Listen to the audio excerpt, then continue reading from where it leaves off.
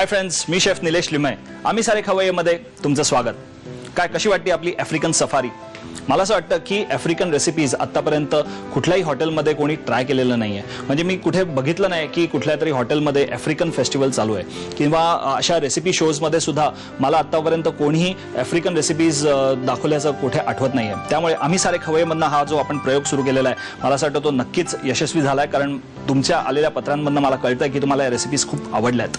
खरं तर जेव्हा या रेसिपीज तुम्हाला दाखवायच्या यासाठी मी अभ्यास करत होतो, तेव्हा असं लक्षात आलं की यार ह्यांच्याकडे भरपूर व्हरायटी आहे. माझे काही दोस्त शेफ मंडळी आहेत साऊथ आफ्रिकेमध्ये, त्यांच्याशी मी बोलत होतो तेव्हा लक्षात आलं की तिकडे व्हेजिटेरियन रेसिपीज सुद्धा भरपूर आहेत. कारण एक समजूत अशी आहे की तिकडे फक्त नॉन व्हेजिटेरियन रेसिपीज जास्त बनत असतील, पण आपल्याकडनं तिकडे म्हणजे इनफॅक्ट साऊथ आफ्रिकेमध्ये आपले इंडियन्स भरपूर तिकडे मायग्रेट झाले होते पूर्वी. तसंच मलेशियाहून, इंडोनेशियाहून आणि युरोपियन सेटलर्स, याच्यामुळे आफ्रिकेमध्ये एक मस्त असं कल्चर तयार झालेलं आहे की जिकडे खाद्य संस्कृती अशी विविध रूपात आपल्याला पाहायला मिळते. बघा ना, म्हणजे आपण आत्ता साऊथ आफ्रिकेबद्दल बोलतोय. साऊथ आफ्रिका हा देश तर आहेच, ज्याला आत्ता स्वातंत्र्य 1994 साली मिळालं, पण त्याचबरोबर तिकडे झिम्बाब्वे आहे, नंतर मोझाम्बिक आहे, नंतर लेसोथो म्हणून एक छोटासा देश आहे जो भरपूर डोंगरात वसलेला आहे, नंतर स्वाझीलँड जो अतिशय छोटासा बारीक मणी एवढा असा देश आहे. त्या अशा देशांच्या मध्ये तिथली कल्चर, फूड कल्चर कसं काय डेव्हलप झालं असेल ह्याची मला सुद्धा खूप उत्सुकता होती. पूर्वेच्या बाजूला मस्त इंडियन ओशन आणि वेस्टला म्हणजे पश्चिमेच्या बाजूला साऊथ अटलांटिक ओशन. त्यामुळे तुमच्या लक्षात येईल की कंप्लीट समुद्राने व्यापलेला हा छोटासा देश, पण मस्त टर्कॉइज समुद्र, पाणी एकदम छान काम वॉटर्स, तसंच भरपूर आंब्याच्या बागा आणि सी फूडमध्ये तर अप्रतिम व्हरायटी. त्यामुळे साऊथ आफ्रिकन कल्चर आणि फूड कल्चर खास करून खूप डेव्हलप झालेलं आहे, खूप व्हरायड आहे आणि खूप अतिशय मस्त असं क्विझिन आपल्याला तिकडे पाहायला मिळतं. आणि याच साऊथ आफ्रिकन कंट्रीमधलं मोझाम्बिक या देशाची मी तुम्हाला आज रेसिपी करून दाखवतोय. सुरुवात करूया आपल्या एपिसोडला. माझी पहिली रेसिपी असणार आहे मटाटा. आता तुम्हाला आठवतं का, एक पूर्वी हा पिक्चर आला होता लायन किंग आणि त्याच्यामध्ये हे गाणं होतं, हकुना मटाटा. एक्झॅक्टली. मला असं वाटतं की या लेखकांनी ही डिश खाल्ली असावी आणि त्याला हे गाणं सुचलं असावं, कारण डिश अतिशय मस्त आहे आणि तिथली खासियत आहे, तिथली स्पेशल डिश आहे, सिग्नेचर डिश आहे असं म्हणता येईल. त्याच्यासाठी आपण काय साहित्य घेतलंय सुरुवातीला ते पाहून घेऊ. साहित्यामध्ये आपण घेतलेलं आहे 1 वाटी बारीक चिरलेला कांदा, 1 वाटी बारीक चिरलेला टोमॅटो, नंतर आपण घेणार आहोत पालक साधारणतः अर्धी जोडी, तसंच मीठ, मिरपूड, चिली फ्लेक्स आणि आपण याच्यामध्ये घालणार आहोत शेंगदाणे साधारणतः अर्धी वाटी. सुरुवात करूया. सुरुवात करण्याकरता एक पॅन आधी गरम करायला ठेवूया. पॅनमध्ये आपल्याला थोडंसं तेल टाकून घ्यायचं आहे. त्याच्यामध्ये घालूया थोडंसं तेल. आता तिकडे ही डिश ऑलिव्ह ऑइलमध्ये बनवली जाते.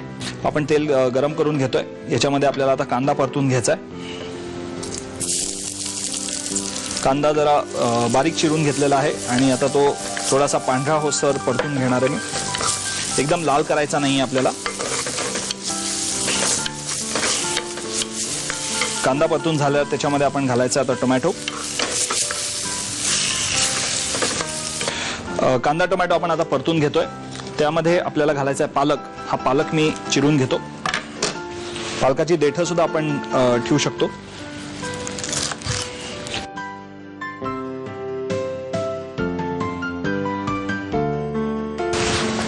पालक आता कापून झालेला आहे. कांदा टोमॅटो पण चांगला शिजतोय. अजून तो थोडासा शिजून देऊया आपण, कारण त्याला थोडंसं पाणी सुटणं आवश्यक आहे. कांदा टोमॅटो आपला चांगला शिजलेला आहे. आता याच्यामध्ये आपण घालूया हा पालक. याच्यामध्ये मी पाणी घालणार नाही आत्ता. पालकाला पाणी सुटेल, त्यामुळे तेवढ्या पाण्यात आपली ही भाजी पण शिजेल. आपण कांदा टोमॅटो आधी शिजवून घेतलाय. त्याच्यामध्ये आपण घातलाय पालक. पालक थोडासा शिजवून झाल्यानंतर आपल्याला त्याच्यामध्ये घालायचे शेंगदाणे. मी अर्धी वाटी शेंगदाणे त्याच्यामध्ये घालणार आहे. त्याच्यामध्ये मी थोडंसं पाणी घातलं होतं, त्याला थोडासा पातळपणा येण्याकरता, पण अजून थोडंसं पाणी लागेल कारण आपल्याला शेंगदाणे सुद्धा शिजवून घ्यायचे. त्याच्यामध्ये आपण थोडंसं पाणी घालू. ओके. शेंगदाणे आता शिजवून घ्यायचे आहेत. करी आपली चांगली उकळून घ्यायची आहे आणि ही करी जसं आधी सांगितलं भाताबरोबर अतिशय मस्त लागेल. त्यामुळे ही डिश तुम्ही डेफिनेटली घरी बनवू शकता. अजिबात अवघड नाही आहे. एकदम झटपट होणारी ही डिश आहे मटाटा. याच्यामध्ये आपल्याला घालायचं आहे आता मीठ आणि मिरपूड. करी उकळली की आपण त्याच्यामध्ये घालूया चवीला मीठ, नंतर थोडंसं मिरपूड, आता चिली फ्लेक्स तिकडे का वापरायला लागले ह्याचं सुद्धा थोडंसं रहस्यच आहे, कारण चिली फ्लेक्स बाकी कुठलाच त्याच्यामध्ये आपण मसाला घातलेला नाहीये, पण चिली फ्लेक्स मुद्दाम त्याच्यामध्ये घालायला सांगितलेला आहे थोडासा तिखटपणा येण्याकरता. मला वाटतं चिली फ्लेक्स त्यांच्याकडे युरोपियन सेटलर्सकडनं ही पद्धत आली असावी या डिशमध्ये चिली फ्लेक्स घालायची, किंवा आपल्या इंडियन लोकांना जे तिकडे स्थायिक झाले होते त्यांना काहीतरी स्पायसी खावं वाटत असेल म्हणून मग त्यामध्ये चिली फ्लेक्स घालण्याची प्रथा चालू झाली असावी. पण काही असो, ही मटाटा अतिशय मस्त झालेली आहे डिश. त्याचा फ्लेवर्स खूप छान सुटलेले आहेत, त्याच्यामध्ये आता काहीही वेगळं घालायचं नाहीये.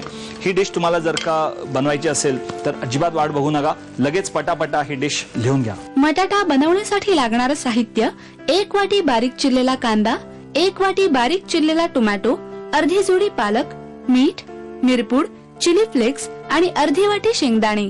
कृती: पॅन मध्ये थोडंसं तेल गरम करून त्यामध्ये बारीक चिरलेला कांदा, टोमॅटो आणि पालकाची चिरलेली पानं परतून घ्यावीत. त्यामध्ये शेंगदाणे आणि पाणी घालून एक वाफ काढावी. मीठ, मिरपूड आणि चिली फ्लेक्स घालून उकळवून डिश सर्व्ह करावी.